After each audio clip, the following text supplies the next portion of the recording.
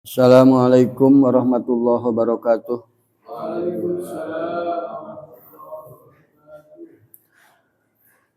Bismillah, alhamdulillah, assalatu wassalamu ala rasulillah Muhammad ibn Abdullah. Innal ladzina amanu wal ladzina hadu wan nasara was-sabiina man amana billahi wal yaumil akhir wa amila sholihan falahum ajruhum inda rabbihim wala khaufun alaihim wala hum yahzanun. Innal ladzina amanu, sesungguhnya orang-orang yang beriman, wal ladzina hadu, dan orang-orang Yahudi, wan nasara, dan orang-orang Nasrani, wassabiina, dan orang-orang yang lurus dalam beragama, man amana, barang siapa yang beriman billahi, kepada Allah, wal yaumil akhiri, dan kepada hari akhir, wa amila sholihan, dan berbuat baik, iku falahum, maka bagi mereka, ajruhum inda rabbihim, pahala mereka di sisi Tuhannya, wala khaufun alaihim wala hum yahzanun, dan tidak ada kekhawatiran bagi mereka, wala hum yahzanun, dan tidak ada pula kesedihan. Para ustadz-ustadz asatidz yang saya hormati, alhamdulillah pada malam hari ini kita bisa kembali mengaji tafsir. Pada ayat yang lalu telah diceritakan bahwa orang-orang Bani Israel itu diperintah Allah untuk memasuki kota suci, tanah suci. Jadi istilah tanah suci itu memang melekat pada Palestina. Ardul Muqaddasah. Itu Al-Quran menamai tanah suci. Kalau tanah Mekah Mukarramah, itu disebutnya tanah haram, ya, Baitul Haram. Berarti tanah yang dimuliakan. Jadi julukan tanah suci itu sebenarnya untuk Palestina, itu tanah suci, Ardul Muqaddasah. Ada lagi tanah haram itu untuk kota suci Mekah, disebutnya tanah haram, masjidnya Masjidil Haram, artinya tanah yang dimuliakan. Nah, orang Bani Israel diperintah memasuki tanah suci Palestina, itu sebenarnya sama sekali tidak berarti tanah Palestina itu milik mereka. Jadi Palestina itu bukan milik Israel, tetapi mereka disuruh masuk ke situ untuk hidup berdampingan dengan penduduk asli. Kemarin sudah saya ceritakan bahwa ketika diperintah memasuki Ardul Muqaddasah, di sana juga sudah ada penduduknya. Berarti Allah merintah masuk ke situ bukan berarti tanah itu milik Israel gitu loh. Yang sering disalahpahami kan gitu, seakan-akan Palestina itu tanah yang dijanjikan Tuhan untuk Bani Israel. Nah, itu yang menjadi keliru. Konsepnya mungkin dirubah di dalam kitab Taurat mereka.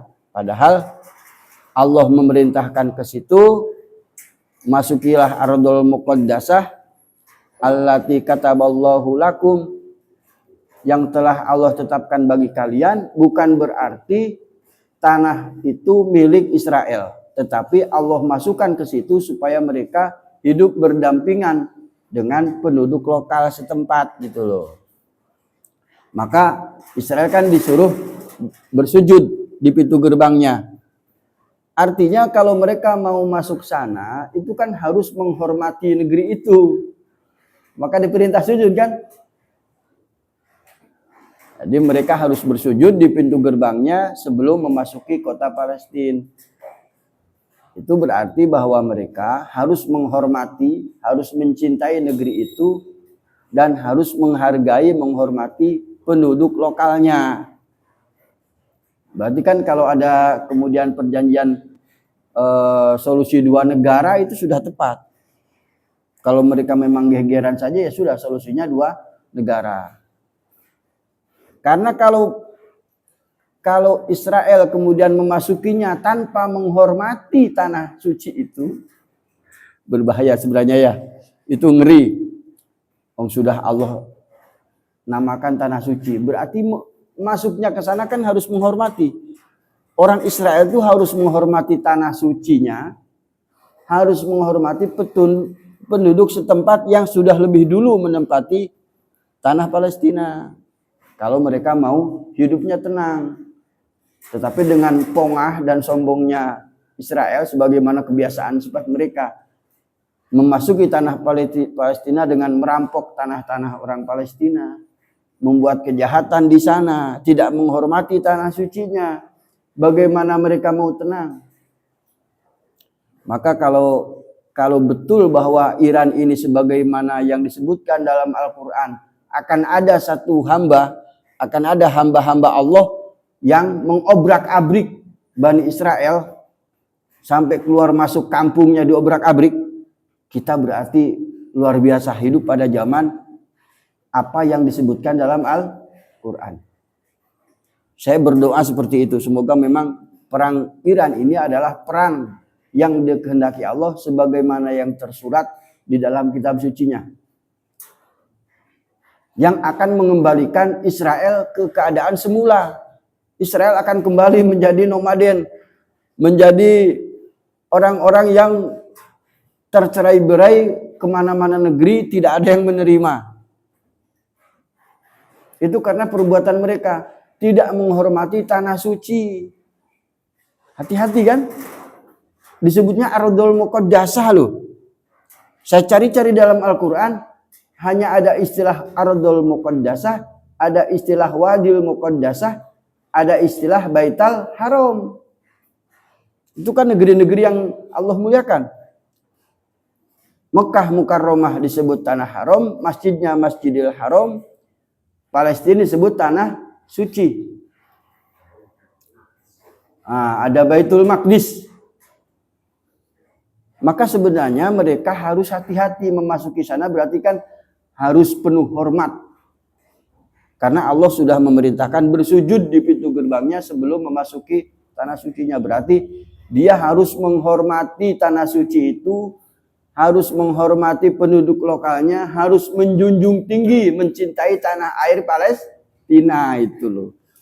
Ini yang mungkin luput dari perhatian mereka. Sehingga kapan mereka masuki tanah suci dengan semena-mena, dengan penuh kesombongan, tidak akan bertahan lama. Tidak akan bertahan lama.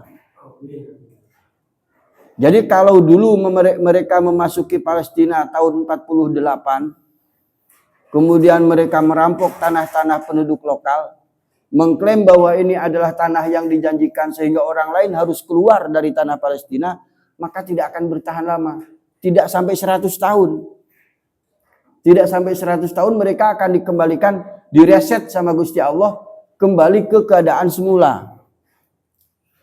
Dulu mereka tercerai-berai sampai ke Eropa, ke Polandia, ke Jerman, ke Inggris, kemana-mana tercerai-berai, tidak punya negara. Jadi mereka tidak punya negara. Kemudian setelah mereka memperlihatkan kesombongannya, ya Allah kembalikan. Maka syarat utama dia harus ingat firman Allah, firman Tuhannya, bahwa kalian memasuki tanah suci itu harus dengan bersujud. Itu sujud beneran. Jadi di pintu gerbangnya, sebagaimana saya sering ceritakan, orang itu kan secara naluri alami, orang kalau mendapatkan anugerah besar itu bersujud. Coba kalau ada orang sering di Facebook itu kan, ibu-ibu yang sedang kesulitan diberi uang 100 juta, bersujud. Sujud syukur. Apalagi pemain bola kita itu kan begitu gol, belum tentu menang ini. Baru gol sekali di babak pertama, sujud semua. Nah, sujud-sujud itu jangan diartikan itu sujud ibadah sehingga dianggap musyrik, bukan. Itu sujud menghormati tanah airnya. Tidak apa-apa. Nah, ini pelajaran lagi kan, bahwa sering saya sampaikan bahwa nasionalisme, cinta bangsa dan tanah air itu bagian dari ajaran agama. Bahkan Israel ketika diperintah memasuki tanah suci Palestina, itu mereka disuruh bersujud. Wadkhulul baba sujada, dengan bersujud. Nah, itu yang kemarin ya, sekilas review yang kemarin. Yang kemudian sekarang, innalladzina amanu, sesungguhnya orang-orang yang beriman dan orang-orang Yahudi, orang Nasrani, orang Sabi'in, barang siapa saja yang beriman kepada Allah dan hari akhir, berbuat baik, maka bagi mereka pahalanya di sisi Tuhan mereka, tidak ada kekhawatiran dan tidak pula ada kesedihan. Ini ayat menjadi perdebatan panjang. Ini ayat menjadi perdebatan panjang. Sejak dulu sampai sekarang. Ini tolong agak diperhatikan sekali. Karena kadang banyak yang salah paham dengan ayat ini. Sehingga Ibnu Katsir saja, ini dianggapnya bahwa ayat ini kemudian sepertinya dinasah dengan inna dina indallahil Islam. Karena di sini ada bentuk pengakuan. Maka sebelum ayat ini kita terangkan, kita harus melirik dulu, ada di surat apa itu ya? Surat Al-Hajj kalau nggak salah. Surat ke-22. Innalladzina amanu walladzina hadu was-sabiina wan-nasara wal majusa wal musyrikina innallaha yafsilu bainahum yaumal qiyamah. Innallaha ala kulli syai'in syahid. Sekarang begini dulu pertanyaannya. Kita kadang dalam kehidupan ini kan berseteru dengan orang lain. Baik karena kepentingan politik, kepentingan ekonomi, atau ego kita. Kadang kita berseteru. Sehingga seakan-akan perseteruan itu tidak mungkin disatukan lagi. Tapi sangat bisa terjadi nanti di akhirat kita sama-sama bertemu di surga. Mungkin tidak? Sangat mungkin. Kita membenci orang karena kepentingan kita, karena ekonomi, karena politik segala macam. Kan kita tidak tahu ternyata dia punya hal-hal baik yang kita tidak tahu sehingga mendapat ampunan Allah. Ternyata di surga kita ketemu. Kira-kira kita rela nggak? Ini musuh kita nih di dunia, ini musuh kita. Betul-betul wes bongkotan musuhnya, nggak bisa akur. Kayak air dengan minyak. Nggak mungkin bersatu. Kira-kira kita kalau ketemu di surga, kira-kira rela mboten?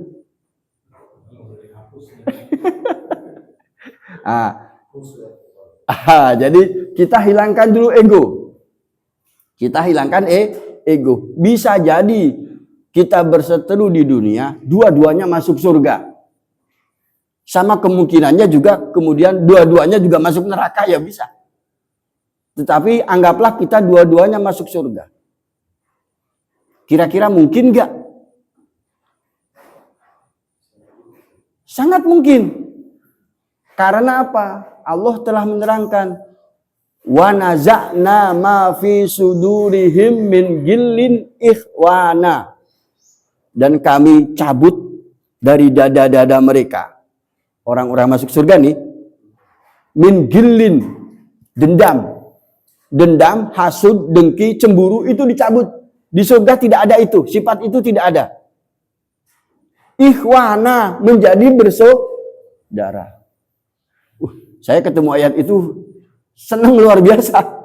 Oh, berarti nang dunia bisa wae musuh-musuhan, tetapi di akhirat kalau dua-duanya dapat ampunan Allah, Masuk surga dua-duanya.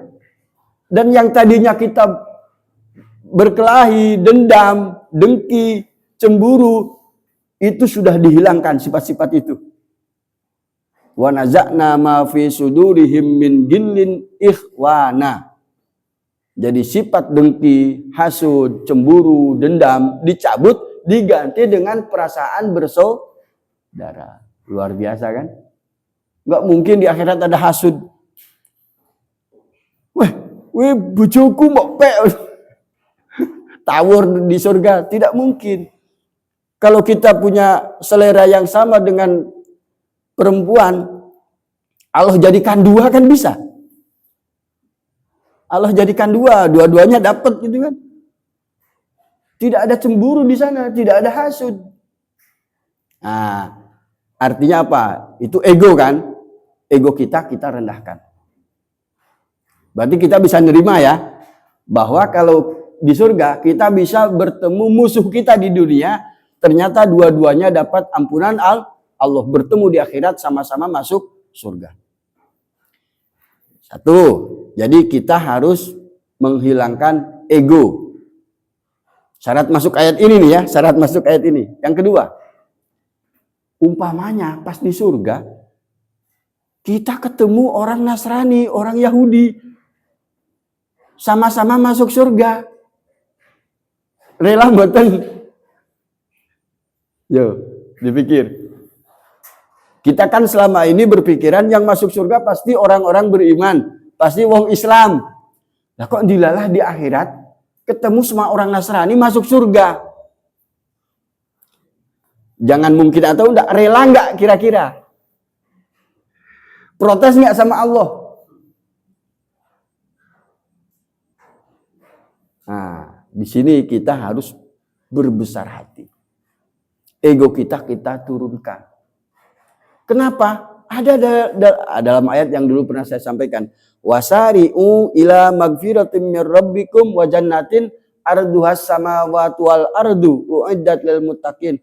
Bersegeralah kepada ampunan Allah dan kepada surganya seluas langit dan bumi. Surganya seluas langit dan bumi. Apa gelem mbok pek dewek. Seluas langit dan bumi, padahal langit itu kan sampai sekarang ujungnya tidak ketahuan. Para ilmuwan mau menemukan ujung langit sampai sekarang belum ketahuan. Sudah diketemu umpamanya 100.000 tahun cahaya udah ketemu. 200.000 tahun cahaya, 1 juta tahun cahaya. Terus belum ketemu dindingnya. Nah, itu surga itu seluas langit dan bumi. Kira-kira kita pengen di akhirat itu, di surga itu pengen sendirian, pengen banyak orang, atau pengen lebih banyak lagi? Di sini kita harus berbesar hati, legowo. Ini biasanya menjadi ambahan kaum sufi. Pernah Siti Robiah Adawiyah itu, saking dia sudah menghilangkan ego kemanusiaannya, lebih suka menyayangi sesama makhluk, doanya apa? Ya Allah, seandainya aku masuk nerakamu, jadikanlah tubuhku besar, melebihi besarnya neraka, sehingga tidak usah orang lain masuk neraka itu, biar aku sendiri yang memasukinya. Itu Robiah Adawiyah. Itu karena dia pengennya orang-orang itu mendapatkan rahmat Allah saja. Tidak usah kita ego sehingga orang lain tidak usah masuk. Orang kafir kok, orang Yahudi kok masuk surga, saya aja yang muslim, kita aja yang muslim. Nah, kalau berpikir ego kan begitu. Tapi itu tahap paling awam. Masuk mboten? Jadi tahap paling awam adalah orang menganggap bahwa harus saya, harus kami, harus kelompok kami. Ya kan? Nah, padahal ada tingkatan kemanusiaan yang lebih tinggi. Dia sudah menganggap, sudah tidak melihat dari sisi-sisi kelompok, sisi-sisi agama, sisi-sisi keyakinan. Kalau dia berbuat baik sama kucing saja, sama berbuat baiknya dengan manusia. Ini levelnya kan sudah tinggi. Ini orang yang sudah beriman.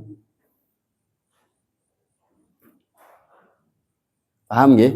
Jadi kita mau masuk ayat ini itu harus tahu dulu, harus paham dulu ego kita sebatas mana. Level kita di mana. Karena kalau memasuki ayat ini kita masih menggunakan cara berpikir ego, berpikir kelompok, berpikir egois, berpikir keyakinan, nggak masuk ayat ini. Sampean akan protes terhadap Sang Maha Pencipta. Jadi untuk masukin ini kita harus masuk pada level kemanusiaan yang lebih tinggi. Jangankan orang baik, orang jahat yang sudah menjadi musuhku, kalau kita masuk surga nanti bersama, siap. Maka orang-orang kadang berdoa, ya Allah ampunilah mereka. Ampunilah tetanggaku, ampunilah musuh-musuhku. Wong itu kan cuma permainan dunia. Enggak kan? Kita bermusuhan dengan sesama teman seiring, kawan sejalan. Itu kan hanya urusan dunia, sebenarnya permainan dunia. Kita jangan terbawa permainan dunia. Boleh kita berbeda pandangan, berbeda kepentingan. Tetapi sebenarnya kita ada disatukan dalam sisi-sisi keimanan dan sisi-sisi kemanusiaan. Paham gak? Jangankan orang berdosa, Yahudi saja masuk surga, ya Allah masukinlah mereka semua. Kenapa? Surga itu seluas langit dan bumi. Padahal kita cuma perlu satu kapling 15 kali 15 saja. Rumah saya loh Pak, 100 meter itu sudah ombo rasanya. Lagi seluas langit dan bumi. Kan lebih penak bukan kalau kemudian kita doakan semuanya masuk surga. Semua orang baik masuk surga. Tingkat kemanusiaan kita harus masuk level itu. Kalau sudah masuk, pun masuk dereng. Kalau sudah masuk, baru masuk ayat ini. Ini bisa jadi beberapa kali pengajian nih. Masuk ayat ini. Pada faktanya ya, Allah membagi manusia itu dalam beberapa kelompok. Itu di surat Al-Hajj, surat 22 ayat 17. Coba dicek itu, Ustaz. Innal ladzina amanu wal ladzina hadu wasabiina wan nasara wal majusa wal musyrikina innallaha yafsilu bainahum yaumal qiyamah. Sesungguhnya orang-orang yang beriman, satu. Wal ladzina hadu, orang Yahudi. Wasabiin, orang-orang sabiin. Kita belum elaborasi sabiin ya. Itu juga sesuatu yang penting banget. Sobiin, terus wan nasoro dan Nasrani. 4 ya. Yang kelima wal majusa. Orang-orang majusi. Wal musyrikina dan orang-orang musyrik. Ada berapa? 6. Ada 6 kelompok nih. Innallaha yafsilu bainahum yaumal qiyamah. Allah akan memisahkan mereka semuanya pada hari kiamat, dipisah-pisah. Jadi ada satu barisan orang-orang beriman di baris semua. Ada orang-orang Yahudi baris semuanya. Ada barisan orang Sobiin, ada barisan orang Nasrani, ada barisan orang Majusi, ada barisan orang-orang musyrik. Innallaha yafsilu bainahum yaumal qiyamah. Tidak usah bingung. 6 kelompok itu Allah pisahkan masing-masing, punya grupnya sendiri-sendiri. Setelah itu kemudian Allah menghakimi mereka. Maka ada di surat apa itu di depan, wa makhtalaftum fihi min syai'in fahukmuhu ilallah. Apapun yang kalian perdebatkan, perbedaan di antara kalian, fahukmuhu ilallah. Hukumnya itu ada pada Allah. Allah lah hakim tertinggi. Kalau di akhirat Allah lah hakim tunggal. Maka kalau kita perbedaannya dengan Muhammadiyah, dengan NU, ada Al-Irsyad, ada Al-Wasliyah, itu kecil. Ya betul. Skup kita harus lebih luas. Allah saja memisahkan itu hanya 6 kelompok ini. Apatah lagi hanya sesama organisasi yang berbeda, itu saudara kita. Orang beriman. Masya Allah, panjang sekali dan penting sekali ayat ini nih.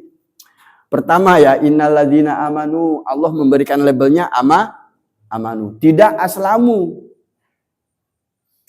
Kenapa? Karena yang mengikat kita itu iman.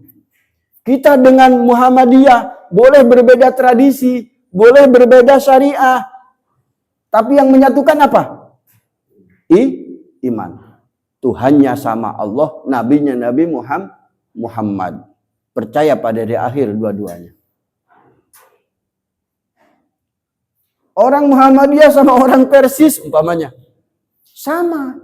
Yang mengikat mereka adalah iman. Maka kita sesungguhnya berada dalam satu kelompok yang sama di akhirat, yaitu orang-orang beriman. Kenapa kok Islamnya tidak disebut? Ini perlu diulas sedikit saja. Jadi yang mengikat kita adalah keimanan kita kepada Allah, tauhid kita. Tauhid itulah yang mengikat kita sebagai orang beriman. Lah, kan sholat kita berbeda umpamanya. Yang satu usoli, satu enggak usoli, ger-ger. Ya kan? Zakatnya mungkin berbeda. Hajinya berbeda. Mesti ada sisi-sisi perbedaan kan? Walaupun tidak besar, ada perbedaan sedikit-sedikit. Jadi kan percaya boleh, tidak boleh. Seluruh syariat yang Allah gelar di dunia, sholat, puasa, zakat, itu buat kepentingan manusia. Bukan kepentingan Allah. Allah tidak butuh kok. Sholat itu buat kalian sendiri supaya kalian terhindar dari fahsya dan munkar. Puasa itu digelar oleh Allah supaya kalian bisa bertakwa. Buat siapa? Buat manusia sendiri. Maka itu tidak akan kemudian menjadi hitungan pokok gitu loh. Ya kan? Yang dihitung adalah yang mengikat. Ada benang merah yang mengikat antara banyak mazhab, antara banyak pemikiran, antara banyaknya tradisi. Selama mereka beriman kepada Allah, beriman kepada Rasulullah, beriman kepada hari akhir, berbuat baik, maka fa ikhwanukum fid din. Mereka bersaudara dalam agama. Ini nek ketemu ayat ini Pak, kita nggak akan gegeran sama orang-orang beda tradisi dengan kita itu. Ya kan? Anak kita tradisi NU. Pacare wong Muhammadiyah.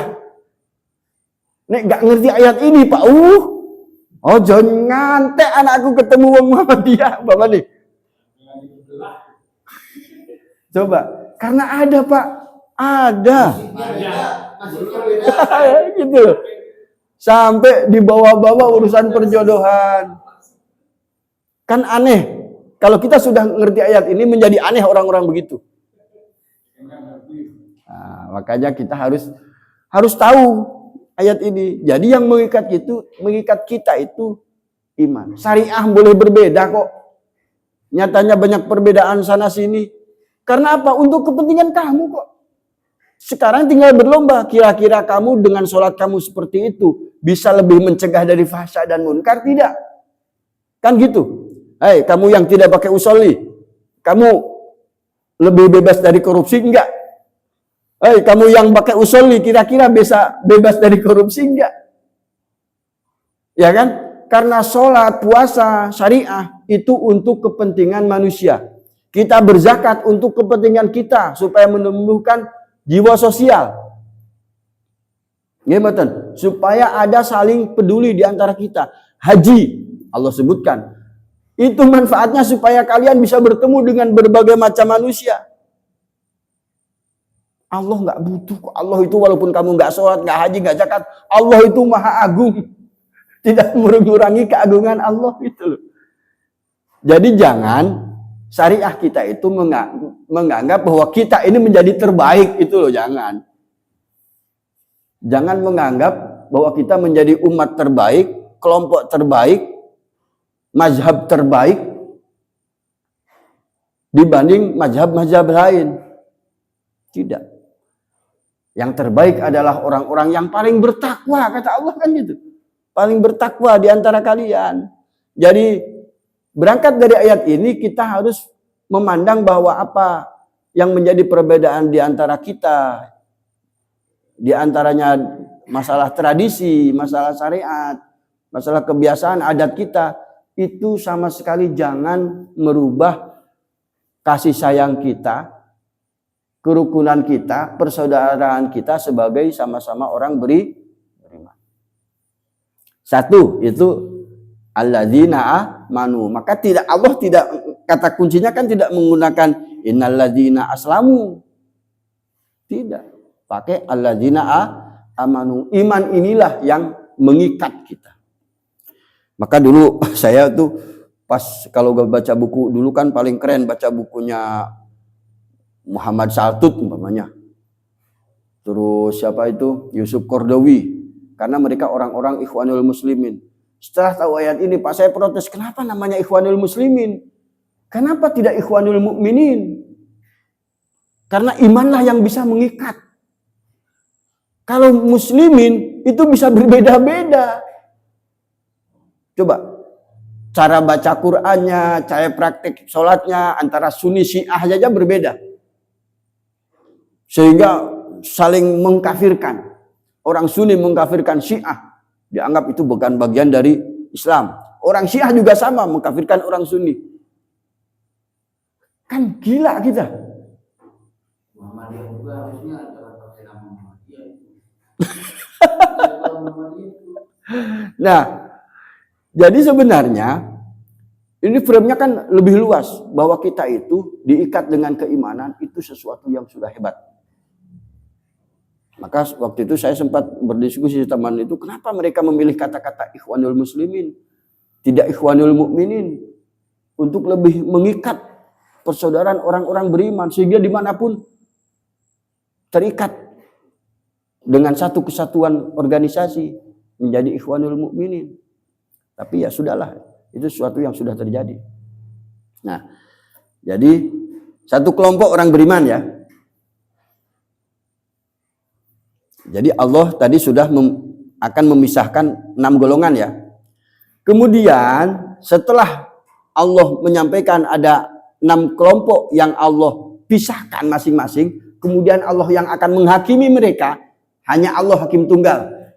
Tidak ada panitera, tidak ada jaksa, tidak ada pengacara, itu sudah Allah yang menghukumi. Tidak ada yang berani berkata-kata di depan Allah. Setelah itu Allah merinci kembali. Merinci siapa saja orang-orang yang bagian dari orang-orang yang berada dalam kebaikan, yang berada dalam rahmat Allah. Nah, masuk ayat ini. Innalladzina amanu walladzina hadu wan nasoro wassabiina. Sesungguhnya orang-orang beriman, orang Yahudi, orang Nasrani, orang-orang Sobiin, selama mereka beriman kepada Allah dan beriman kepada hari akhir dan berbuat baik, falahum ajruhum inda rabbihim. Bagi mereka ada pahala di sisi Tuhan mereka, wala khaufun alaihim walahum yahzanun. Dan tidak ada kekhawatiran, tidak ada kesedihan pada mereka. Ayat ini jadi perdebatan karena tidak dulu didasari dengan tadi. Paham ya? Ini kan pengakuan Allah. Orang Yahudi, orang Nasrani, ya semuanya mlebu surga gitu loh. Asal beriman. Beriman pada Allah, beriman pada hari akhir, dan berbuat baik. 3 itu kategorinya. Loh, mereka orang sholat ke Ustaz. Mesti kan ada pertanyaan gitu. Itu tadi. Kita harus punya pengetahuan dasar bahwa sholat kita, zakat kita, puasa kita itu buat kalian, bukan buat Allah. Wah, nggak ngono. Orang sholat kono, iya kan? Allah tidak akan berkurang kemuliaannya, keagungannya. Toh sholat itu untuk kamu kok. Paham betul? Jadi masuk ayat ini harus didasari ini kalau untuk orang-orang sufistik ini masuk Pak. Orang-orang yang sudah melihat tidak dari sisi agama, kelompok, kepentingan segala macam sudah tidak dilihat. Mereka melihatnya kasih sayang terhadap seluruh manusia. Seperti Robiah Hadawiyah tadi kan. Ya Allah, seandainya engkau masukkan ke neraka, bikinlah tubuhku besar, lebih besar dari neraka. Sehingga orang lain tidak usah masuk ke dalamnya. Orang jahat aja kalau bagi beliau itu kan masuk, rahmatilah, ampunilah dosanya, biar aku sendiri yang di neraka. Itu kan luar biasa. Itu levelnya sudah bukan lagi awam kan. Kan tadi saya bilang ada orang beriman tapi awam, ada orang beriman yang levelnya sudah lebih tinggi. Sudah tidak melihat lagi sosok manusianya. Berarti sudah tidak ada kebencian. Tidak ada kebencian di hatinya, betul Ustaz. Sudah tidak ada kebencian. Sudah tidak ada ego. Melihat, apalagi hanya melihat perbedaan tradisi di antara kita itu, kita sama orang Muhammadiyah rangkulan, orang Muhammadiyah sama orang NU rangkulan, itu saudara kita. Fa ikhwanukum fiddin. Itu bahasa Al-Quran ya. Saudaramu dalam beragama. Tinggal tunjukkan. Saya bilang tadi, yang kamu suka kunut, kira-kira hidup kamu lebih baik nggak dari yang tidak kunut kan gitu. Orang yang tidak kunut, bisa nggak kamu menunjukkan kebaikan kamu lebih baik dari orang yang berkunut? Orang yang zakatnya umpamanya yang betul-betul 22,5%, lebih baik nggak daripada orang yang 10% umpamanya? Tinggal beradu seperti itu, karena seluruh syariat itu digelar untuk kepentingan manusia, bukan kepentingan Allah. Berlomba-lombalah menjadi yang terbaik. Fastabiqul khairat. Masuk. Jadi kalau paham ayat ini saja, itu sudah cukup untuk menumbuhkan rasa kasih sayang, rasa cinta terhadap sesama orang beriman. Saya pernah Pak, ada orang yang gara-gara dia petinggi sebuah organisasi, petingginya NU banyak, padahal petingginya juga petinggi lokal. Anaknya suka sama orang yang jadi petinggi Muhammadiyah Pak. Itu dilarang Pak, nggak boleh. Orang usah nikah karo Muhammadiyah. Terlalu fanatik. Sampai akhirnya anaknya itu mutung Pak. Karena yang pihak sana ditunggu-tunggu gak dilamar-lamar, ya nikah sama orang lain. Yang ini mutung. Cintanya cinta mati. Sampai sekarang Pak. Sampai sekarang gak mau nikah lagi. Akhirnya apa? Ibunya yang bingung, keluarga yang bingung. Ya wis nak nek kaya ngene wis kopo, sapa wae karepmu ya Muhammadiyah kono. Wong Persis kono, wong Torekoh kono. Tapi telat Pak, usianya sudah 40 tahun nggak mau. Padahal manajer bank. Kurang apa? Itu korban. Kayak gitu. Jadi ini sudah minggu depan bisa kita lanjutkan ya. Ini masih menarik ayat ini. Jadi ayat ini itu dimaknainya kalau kita hatinya sudah siap.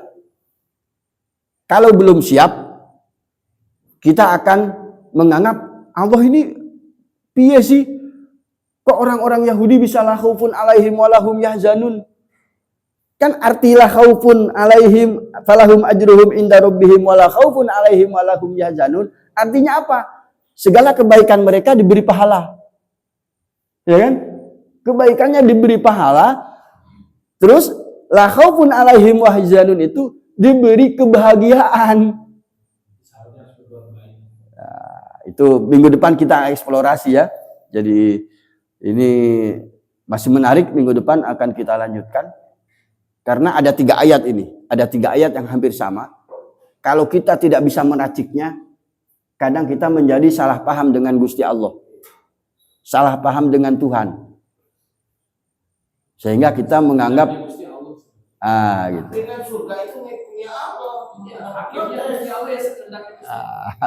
Jadi Allah menjadi hakim tunggal nanti di akhirat. Itu saja ya. kita berharap bahwa minggu depan kita masih diberi kesehatan, diberi rahmat untuk bisa mengkaji kembali ayat ini, karena ini ayat yang sangat penting untuk menjadi pedoman kita dalam berinteraksi di dunia sosial. Billahi taufik wal hidayah. Wassalamualaikum warahmatullahi wabarakatuh. Waalaikumsalam warahmatullahi wabarakatuh.